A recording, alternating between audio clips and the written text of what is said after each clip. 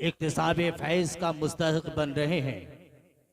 सबसे बड़ी खुशबख्ती की बात यह है, इस वक्त हमारे और आपके बीच पूरे हिंदुस्तान में नुमाइंदी करने वाला शायर आज़म हिंदुस्तान हज़रत क़ारी शरफुद्दीन शरफ जान जौनपुरी जो इस वक्त रौनक स्टेज हैं।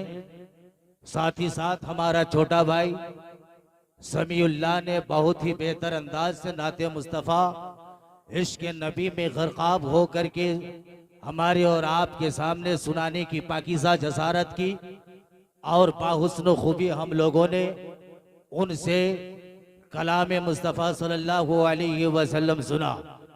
हज़रात गिरामी वक़ार अरबाब इल्म की एक अजीम फ़हरिस्त है। मैं थोड़ी देर आप लोगों के सामने आपके मिजाज को बनाने के लिए 10 से 15 मिनट के लिए आपके सामने हाजिर आ गया हूँ। बहुत जल्दी इंशाअल्लाह रहमान हज़रत शरफुद्दीन शरफ जौनपुरी की शायरी हमारे और आपके समाअतों के आंगन तक आएगी बहुत जल्द इंशाअल्लाह रहमान। हज़रात गिरामी वक़ार, कुछ भी अर्ज करने से कबल मुस्तफ़ा जाने रहमत, शम्मा बज़्म हिदायत, नौशह बज़्म जन्नत, आक़ाए नेमत जनाब अहमद मुख्तार, हम गुनहगारों के खरीदार, अच्छे आका, सच्चे आका, प्यारे आका, सोड़े आका, काबे के बद्रुद्दुजा, तैबा के शमशुद्दोहा, जनाब मुहम्मदुर रसूलुल्लाह सल्लल्लाहु ताला अलैहि वसल्लम की बारगाह दुरबार में इस अंदाज से दुरूद पाक पढ़ें कि हमारे पढ़े हुए दुरूद पाक को आज हिरही की हवा की दोष उड़ाकर सीधे गुंबद खजरा तक पहुंचा दे।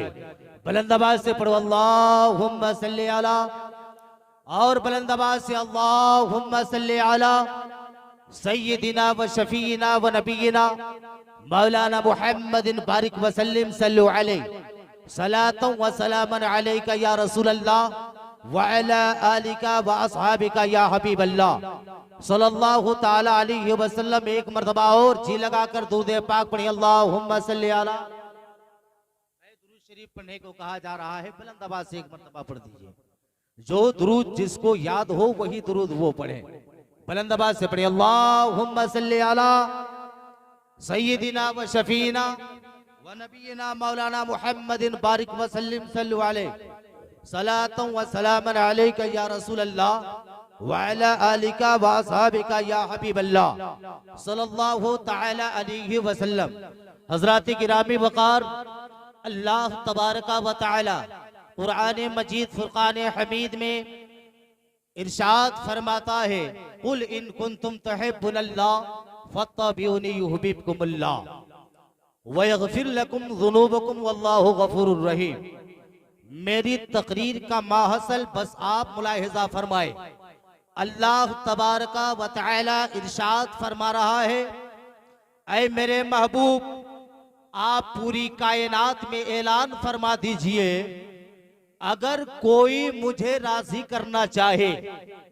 अल्लाह ताला इरशाद फरमा रहा है, मेरे महबूब आप कायनात में ऐलान फरमा दीजिए, अगर कोई मुझे राजी करना चाहे, कोई भी हो, गोरा हो, काला हो, लंबा हो, पस्त हो, अमीर हो, गरीब हो, कोई भी मुझे राजी करना चाहे, ऐ हबीब आप फरमा दीजिए फत्ताबिऊनी, वो आपकी इत्तिबा करे, वो आपकी ताबेदारी करे, वो आपके नक्शे कदम पर चले। अल्लाह के नबी सल्लल्लाहु ताला अलैहि वसल्लम ने जब ये कुरान का ऐलान हजरत इंसान के दरमियान में रखा तो कहा था, लोगों ने कहा या रसूल अल्लाह आपकी इत्तिबा करने से हमें क्या हासिल। अल्लाह के नबी सल्लल्लाहु अलैहि वसल्लम ने अल्लाह रब्बुल इज्जत का हुक्म आगे सुनाते हैं और फरमाते हैं, वयग़फिर लकुम ज़ुनूबकुम वल्लाहु गफ़ूरुर रहीम। अगर तुम ऐसा कर लिया तो अल्लाह तबारका व तआला तेरे गुनाहों की मग़फ़िरत फरमा देगा। मेरी तकरीर खत्म। अगर आप यहां से सुनना चाहते हैं तो 10 से 15 मिनट आपके सामने मैं खिताबत करूं। मेरी तबीयत कई दिनों से नासाज चल रही है, आपके सामने खिताबत करने का काबिल मैं नहीं, लेकिन सदर इजलास की तरफ से हुक्म हुआ, हुक्म की तामील करते हुए 10 से 15 मिनट के लिए आपके सामने हाजिर खिदमत आ गया हूं। अगर आप 10 से 15 मिनट सुनना चाहते हैं तो अपने दोनों हाथों को बुलंद करके बता दें सुबहान अल्लाह। सुनना चाहते हैं मेरे कौम के मुसलमान, उससे पहले एक पैगाम और एक गुजारिश आपकी जात से है। मैं आपसे सवाल करना चाहता हूं, ऐ कौम मुस्लिम के खजूर लोगों, आप बताओ इतने बड़े मजमे में कितने ऐसे लोग हैं जो नमाज पंजगाना अदा करते हैं? आप में से हाथ उठा दो तो मैं सुना दूंगा 15 मिनट। नमाज पंजगाना के पाबंद है, माशाअल्लाह अल्हम्दुलिल्लाह। खुशी हुई, मैं दुआ करता हूं अल्लाह रब्बुल इज्जत की बारगाह में, मौला तबारक व तआला जो लोग तेरी बारगाह में मौला तेरी रज़ा के लिए सरबा सुजूद है, मौला उसकी जिंदगी में बेपनाह बरकतें अता फरमा। और जो लोग अब तक मौला सजदे की मजलिस से निकात नहीं कर पाए हैं, तेरी बारगाह में दुआ है मौला उन सबों को मस्जिद का नमाजी बना और जरूरत पड़े तो मैदान जहाद का गाजी भी बना। बोलिए बुलंद आवाज से सुभान अल्लाह। मेरे दोस्त और बुजुर्गों, नमाज की पाबंदी करो। नमाज एक ऐसी इबादत का नाम है, तो नमाज एक ऐसी इबादत का नाम है, नमाज जब इंसान पढ़ता है तो चेहरे में नूर आता है, जिंदगी कामयाब होती है, कब्र की दुनिया भी उसकी कामयाब होती है, मैदान क़यामत भी उसका कामयाब होता है। इसलिए मैं गुजारिश करना चाहूंगा, ऐ मेरे कौम के मुसलमान, आए के मैं आपको मिजाज देता चलूं। आप लोगों ने देखा होगा, मैंने भी देखा होगा, जब कोई हिंदुस्तान का कोई नेता, हिंदुस्तान का कोई लीडर जब हमारे समाज के दरमियान में आता है, जब हमारे गांव और मोहल्ले में आता है, हर नौजवान घर से निकलता है ये सोच करके मैं आने वाले हिंदुस्तान के नेता का चेहरा देखूं, आने वाले नेता का मैं चेहरा देखूं, ये सोच करके गांव का हर बच्चा निकल रहा है, जमात बनाकर निकलता है और हर नौजवान जमात की शक्ल में निकलता है, हर इंसान नेता से मुलाकात करने के लिए निकलता है। मेरे दोस्तों और बुजुर्गों, ये तो नेता की मुलाकात है। मैं आपसे गुजारिश करना चाहता हूं, आप नेता को देखने के लिए अपने घर के सारे काज काम को छोड़ करके हिंदुस्तान के किसी रिस्पेक्टेबल नेता को देखने के लिए अपने घर को छोड़ते हो और सम्मेलन में शरीक होते हो और देखते हो अपने नेता को। मेरे कौम के मुसलमान, सजदा करो। बंदे मुसलमान जब सजदा करता है तो जब सजदे में जाता है वो दुनिया के किसी नेता या भी नेता को नहीं देखता, वो जब देखता है अपने परवरदिगार को देखता है, अपने माबूदी हकीकी को देखता है, कायनात के पालनहार को देखता है। इसलिए मैं गुजारिश करना चाहूंगा, जो बंदे मुसलमान आज ही फजर से अपने रब से मुलाकात करना चाहते हो, अपने रब से मिलना चाहते हो, वो सजदे की मजलिस से लिकात करो, सजदा करो। और तमाम नौजवानों से मैं गुजारिश करना चाहूंगा, ऐ मेरे कौम के खजूर नौजवान, तुम नेता को देखने के लिए घर से निकलते हो, अभी नेता को देखने के लिए घर से निकलते हो, बस इसी तरह एक जमात की शक्ल बनाओ और घर से निकलो और मस्जिद में जाकर खुदा की इबादत करो और सच को उठाकर अल्लाह की बारगाह में दुआ करो। ऐ मेरे परवरदिगार, सजदा करना हम सब का काम था मौला, पुलसिलात में बेड़ा पार करना तेरे करम का काम है, सजदा करना हम सब का काम था मौला, जन्नत में आबाद करना हम सब का काम है। मेरे कौम के मुसलमान, नमाज पढ़ो। हमारे अहले सुन्नत वल जमात के अंदर अगर किसी चीज की कमी है तो वो इसके रसालत की कमी है, नमाज की कमी है। मेरे दोस्तों, अमल के मैदान में जिस दिन हम कामयाब हो जाएंगे इंशाअल्लाह, सीना के अंदर जितना कीना होगा, एक जुमला दे रहा हो, सीना के अंदर जितना जितना कीना होगा वो सब के सब निकल जाएगा और तेरा सीना नबी की मोहब्बत का मदीना बन जाएगा। शर्त है मुसलमानों, बदल डालो वक्त को खुदा के लिए और चिराग बन के चलो दीन मुस्तफा के लिए।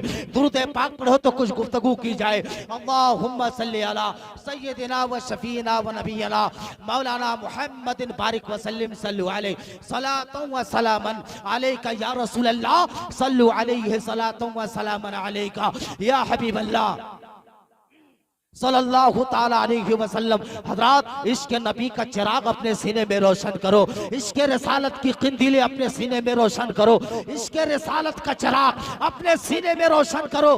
कसम खुदा की दुनिया भी कामयाब हो जाएगी, मैदान क़यामत भी कामयाब हो जाएगा। आइए मैं आपको एक मिसाल के तौर पर मिजाज देता चलो। इश्क नबी कितनी बड़ी पूंजी है, इश्क रिसालत कितनी बड़ी शय है, मैं आपको एक मिसाल के जरिए से बताना चाहूंगा। मान कर चलो, आपके और हमारे गांव में इस वक्त हमारी स्टेज पर शरफुद्दीन शरफ जौनपुरी चरवा पार है। शरफुद्दीन शरफ जौनपुरी की बारगाह में मैं बड़ी मासरत के साथ पहुंचता हूं।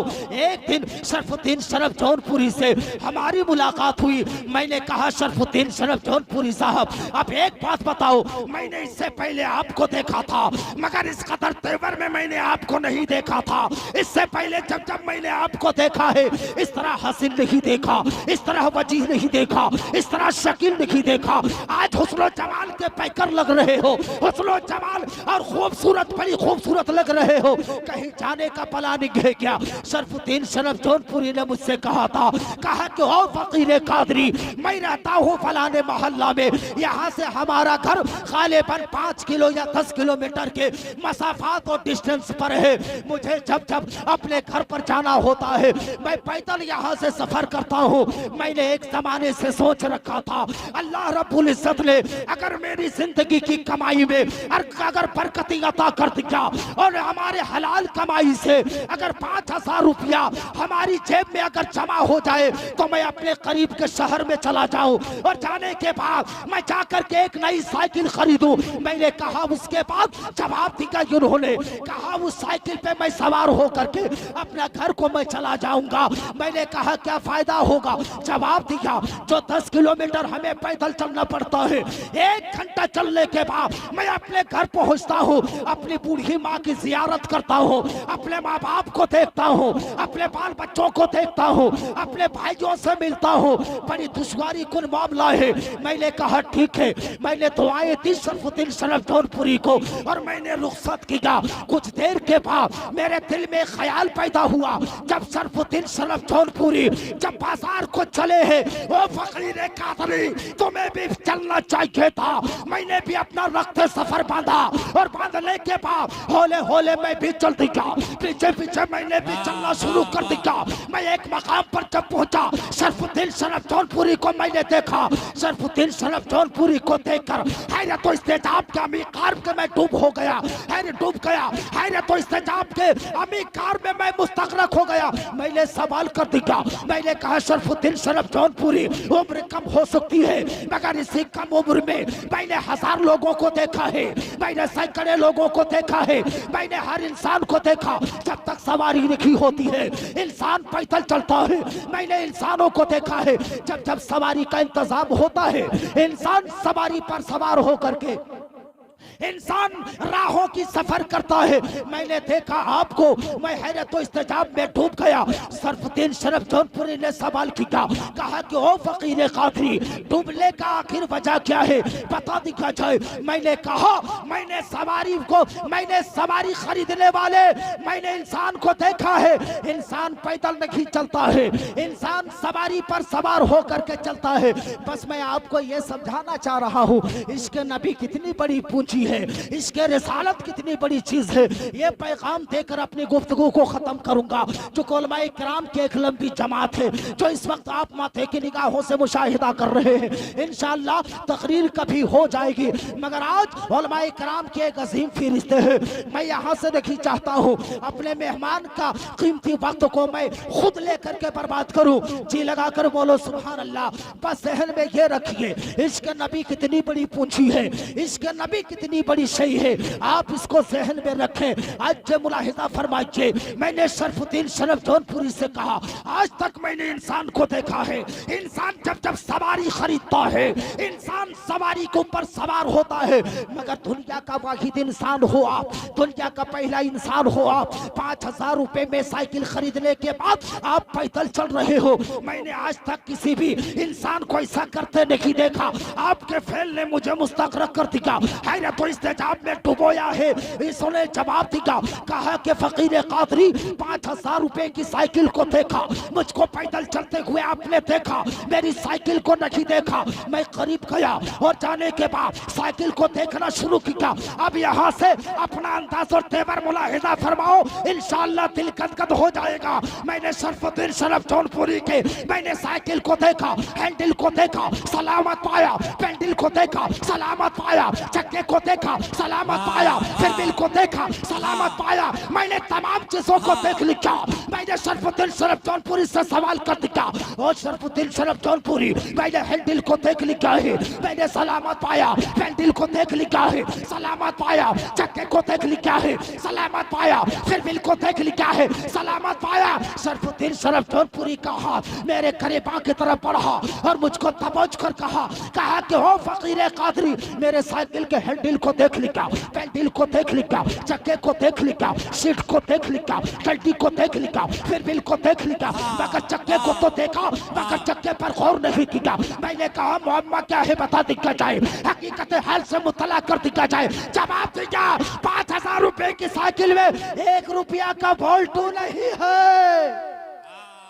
अरे अल्लाहु अकबर, अल्लाहु अकबर, या रसूल अल्लाह, या रसूल अल्लाह, जिंदाबाद जिंदाबाद, वाह वाह, माशाअल्लाह माशाअल्लाह, वाह वाह वाह, बहुत अच्छे बहुत अच्छे, वाह। जवाब दिया, कहा कि सुनो फकीर कादरी, ये 5,000 रुपए की साइकिल में सिर्फ 1 रुपया का बोल्टू नहीं है। मैंने कहा आखिरी बोल्टू नहीं है तो क्या होगा? कहा कि अगर मैं चढ़ करके जाऊंगा तो मेरे साइकिल के ट्यूब और टायर दोनों फिर से तब्दील करना पड़ेगा। इनके जुमले को सुन करके मेरे जहन के सारे पर्दे खुल गए और मैंने जमाने वाले को जवाब दिया और एक सबक दिया। मैंने दुनिया वालों की तरह मुखातब होकर कहा, मैंने कहा ओ हिरी का सुन ले, आपके पास रोजा भी है, आपके पास नमाज भी है, आपके पास हज और ज़कात भी है, दुनिया की सारी नेकियों का सरमाया आपके पास मौजूद है, लेकिन याद रखो अगर इसके मुस्तफा नहीं तो सब कुछ बेकार है। इसके नारे तकबीर, नारे रिसालत।